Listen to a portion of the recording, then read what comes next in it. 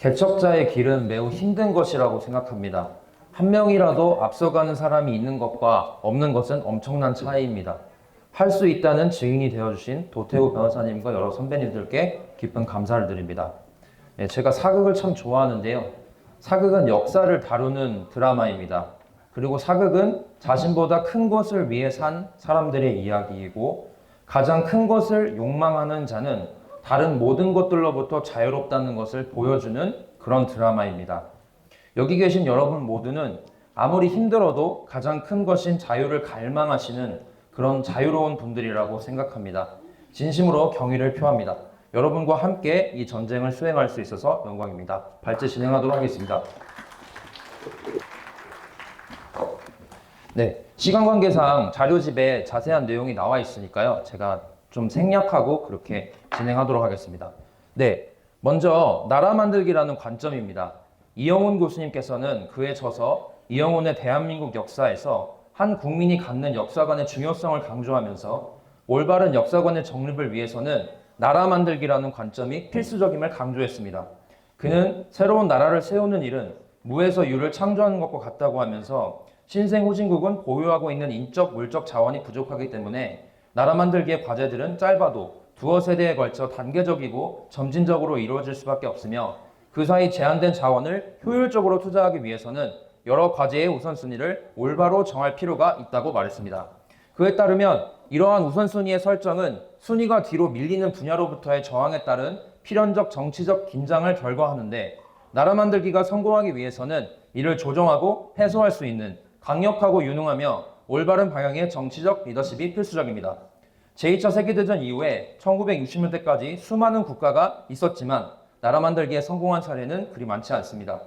적지 않은 나라가 도중에 실패하여 적대 세력에 의해 국가체제가 전복되었거나 부패 및 빈곤의 늪에서 헤어나지 못하고 있는데, 이는 상당 부분 앞서 말한 리더십이 부재한 탓입니다. 대한민국의 나라 만들기도 이러한 위협 앞에 예외가 아니었으나, 대한민국에는 다른 후진국과 달리 나라 만들기에 적합한 인적 자본과 정치적 리더십의 조건이 충족되었고, 그 결과로 단계적이고 점진적이긴 하지만 제2차 세계대전 후 독립한 국가 가운데 거의 유일하게 경제성장과 민주주의를 성취하는 모범 사례를 이루어냈습니다. 물론 아픔이 없었던 것은 아닙니다. 대한민국도 그런 아픔을 겪었습니다. 하지만 앞서 언급했듯이 대한민국의 역사는 나라 만들기의 과제를 단계적이고 합리적으로 성취해가는 관점에서 이해될 필요가 있습니다. 건국 이후 대한민국에서 벌어진 온갖 사건은 한 국민이 그들의 새로운 나라를 만들고 있다는 국면에서 보아야 그 역사적 의미가 온전하게 이해될 수 있을 것입니다.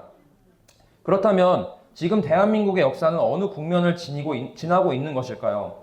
나라 만들기라는 역사적 과업에서 우리 세대가 담당해야 하는 역할은 무엇일까요? 대한민국은 이제 명실상부 세계 최고의 선진국 중 하나이며, 대한민국 국민은 국가에 종속된 상태를 벗어나 자유와 책임을 바탕으로 자신의 삶을 영위할 역량을 갖추었습니다.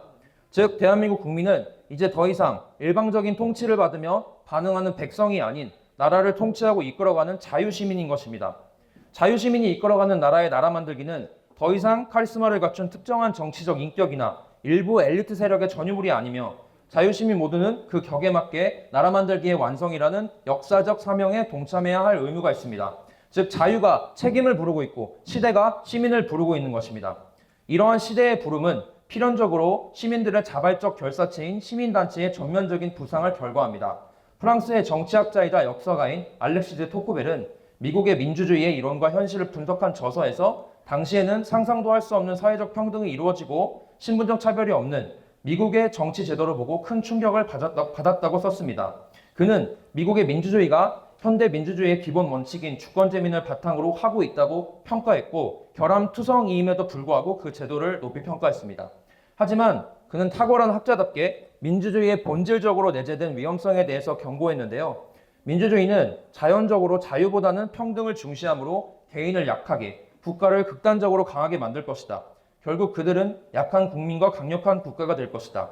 그렇다고 이 평등의 원리가 인간으로 하여금 과거와 같은 예속 상태로 나아갈지, 평등이 공급하는 새로운 이익을 얻는 쪽으로 나아갈지는 전적으로 현재 우리 자신의 노력 여하에 달려있다고 말하며 시민의 절대적 중요성을 강조했습니다.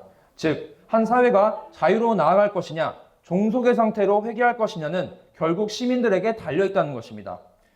지식은 모든 자유인들에게 필수적인 관심사여야 하며 자유의 손실은 항상 사소한 것에서 시작된다는 미국 헌법의 아버지라 불리는 제임스 매디슨의 오래된 격언에서 알 수 있듯이 미국은 자유시민의 절대적 역할에 대한 인식을 바탕으로 작은 정부를 지향하면서 시민들의 자발적 결사체인 기업과 시민단체를 전면으로 부상시켜 미국의 나라 만들기를 완성하였습니다.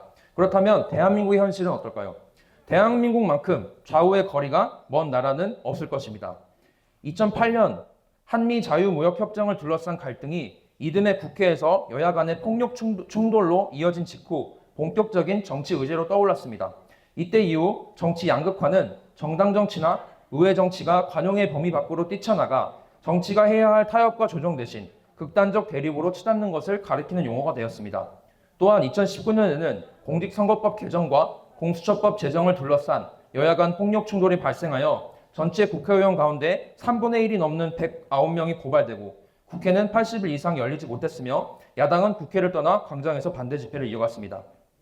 그 이후 지금까지 정치 양극화 없는 국회의 모습은 찾아볼 수 없게 되었고 이에 따른 당연한 논리적 귀결로 대한민국 정부 역시 정권이 교체될 때마다 휘청거렸고 이는 심각한 대내외적 불안정성으로 결과되었고 막대한 국가적 손실을 초래했습니다.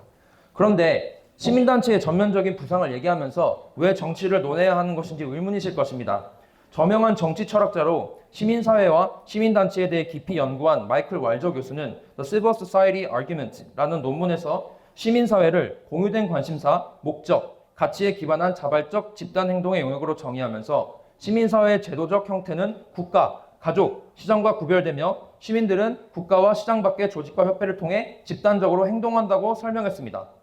더하여 왈저는 또 다른 저서 Spheres of Justice에서 이러한 시민단체는 시민사회의 풍부함과 다양성에 기여하며 민주적 가치와 사회적 결속을 증진하는 중요한 역할을 한다고 했습니다. 즉, 이를 종합해보면 시민단체란 국민이 공통의 목적과 공유된 가치를 바탕으로 자발적으로 형성한 조직으로서 국가와 시장에 종속되지 않고 활동하며 국가와 시장으로부터 형성될 수 있는 시민사회의 풍부함과 다양성 및 민주적 가치와 사회적 결속을 저해할 가능성이 높은 거대 권력을 상대로 자유와 공공선을 지키기 위해 자발적으로 구성한 결사체라고 볼 수 있습니다. 여러분 18쪽입니다. 18쪽. 예, 계속해 주세요. 네. 하지만 자유기업원에서 출판한 시민단체의 정치참여와 개혁, 그 논리와 한계에 따르면 한국의 시민단체는 그 과도한 정치적 성향과 정치참여로 인해 논란을 빚고 있습니다.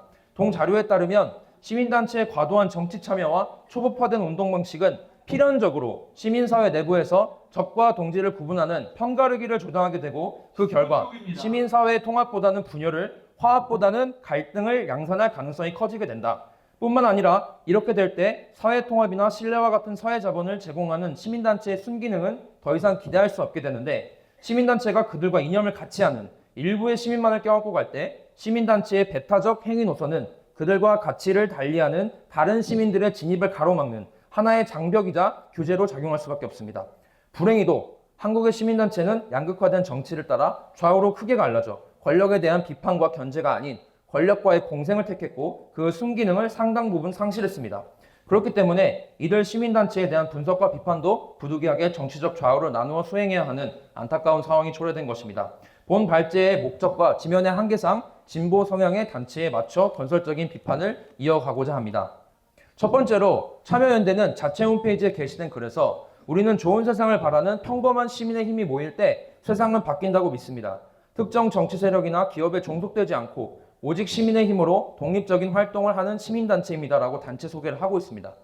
또한 참여와 인권이 보장되는 민주사회를 함께 열어가자는 문구와 함께 참여연대는 행동하는 시민을 위한 변화의 도구가 되겠다고 그 포부를 밝히고 있으며 시민이 진짜 주인이 되는 나라를 위해 모든 권력을 엄정하게 감시하고 시민의 권리를 옹호함을 강조하고 있습니다. 하지만 어느 순간부터 참여연대는 정치권과 공생관계를 형성하기 시작했습니다. 자유기업원에서 2022년에 발간한 참여연대 보고서에 따르면 보고서 발간 시점까지 공직을 지낸 참여연대 출신 인물의 수는 중복을 제외하고 계산하여 150명이었으며 이는 참여연대 전체 531명의 임원 가운데 무려 28%에 해당합니다. 뿐만 아니라 참여연대 임원들의 공직 진출 가운데 57.5%가 참여연대 임원 활동 이후에 이루어졌고 특히 대통령 관련 기구 공직 진출에서 이런 현상은 더욱 두드러집니다.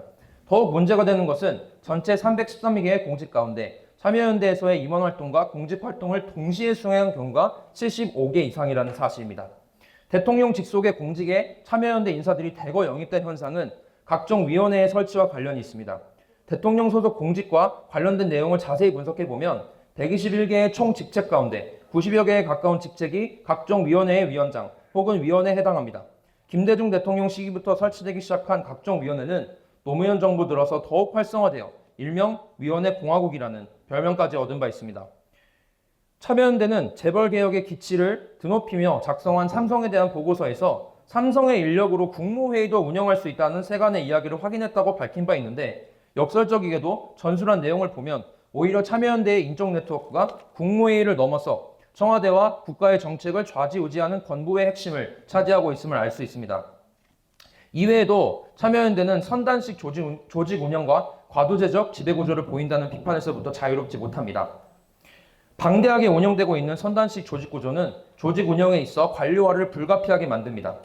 조직이 관료화되었을 때 본래적 의미의 시민운동이 갖는 자발성에 입각한 참여에 관한 의문이 제기될 수 있습니다. 만일 조직화된 소수의 시민단체에 의해 사회적 공론이 지배되고 조직화된 소수가 다수의 의사를 반영했다고 사칭한다면 소수 시민단체에 의해 주도된 대내외적 결정은 더욱 심각한 정당성의 문제에 봉착하게 됩니다. 그리고 현실에서 다수의 시민과 대중들이 이 같은 의사결정으로 인해 스스로 자기 결정권과 거부권을 포기하게 될 때 소수에 의한 지배는 합리적인 정당성을 확보하게 됩니다. 그러나 이러한 의사결정 구조 속에서 획득된 정당성과 이에 기초한 시민단체의 활동은 한편으로는 일방적 독성과 무책임으로 또 다른 한편으로는 무오류성의 환상과 지적 오만에 빠질 위험성이 크다는 점을 상기해야 할 것입니다. 참여연대는 그 이름이 말해주듯이 참여와 연대를 핵심으로 할 때 조직의 존재 정당성이 확보된다고 할 것입니다. 22쪽입니다. 하지만 참여연대는 1998년 지배구조가 안정화된 직후부터 역설적이게도 신규 진입 임원이 감소하고 누적 평균 직책 점유율이 증가하고 있습니다. 자유기업원의 참여연대 보고서는 이를 참여연대 이너서클의 영향 때문으로 분석하는데 이 이너서클이 참여연대의 핵심 지배 집단으로 지적되고 있습니다. 참여연대는 과연 시민의 참여와 연대를 바탕으로 활동하고 있는지 묻지 않을 수 없는 것입니다. 마지막으로 참여연대는 모든 정부를 견제하겠다는 본래의 존재 목적에서 벗어나 특정 정치 세력을 비호하고 그들의 아젠다에 대해서는 무판적이었다는 비판을 면하기 어렵습니다. 한 3분 남았습니다. 네, 2008년은 이른바 광우병 사태로 온 나라가 혼란스러운 시기였습니다. 2008년 5월 이명박 정부의 미국산 쇠고기 수입 재개 협상 내용에 대한 반대 의사를 표시하기 위하여 학생들이 거리로 쏟아져 나왔습니다. 그러나 광우병과 관련된 주장은 전혀 사실에 근거한 주장이 아니었습니다. 당시 이적단체인 조국통일범민족연합 남측본부 사무처장을 10년간 맡은 바 있고 2007-2008년 한미 FTA 범국민운동본부 정책팀장을 맡아 광우병 사태 천둥의 최전선에 있었던 민경호 대한연대 대표의 조선일보 인터뷰를 참고해 보시면 운동권과 참여연대, 민변이 얼마나 국민의 건강과 안녕에는 관심이 없는지를 여러분은 아실 수 있을 것입니다. 네. 다음으로는 민변에 대한 비판을 이어가겠습니다. 24쪽입니다. 네.